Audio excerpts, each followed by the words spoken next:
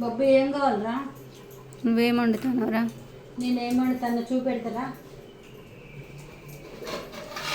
నేనైతే చికెన్ చింత చిగురు వండుతానా.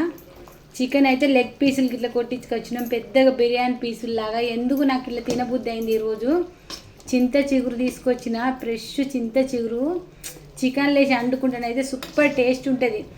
మాకు చిన్నప్పుడు అయితే మా అమ్మ వాళ్ళు ఇట్లనే ఎక్కువ ఉండేది, మాకు చింత చెట్లు ఉండేది కాబట్టి. ఇప్పుడు కొనుక్కొచ్చుకుంటు చెటాకు 50 రూపాయలు, ఇది 100 రూపాయలు 2 చెటాకుల చింత చిగురు. ఇది ఇట్లా ఎంతమందికి ఇష్టం కామెంట్ చేయండి. చింత చిగురు వేసి ఎంతమంది వండుకుంటారో.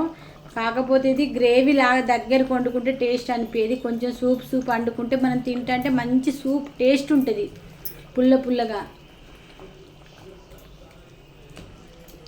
ఇదైతే హెల్దీ కర్రీ, ఆయిల్ ఇట్లా ఏమి ఉండదు, మంచి టేస్ట్ ఉంటుంది. తప్పకుండా ట్రై చేయండి, నచ్చితే లైక్ చేయండి.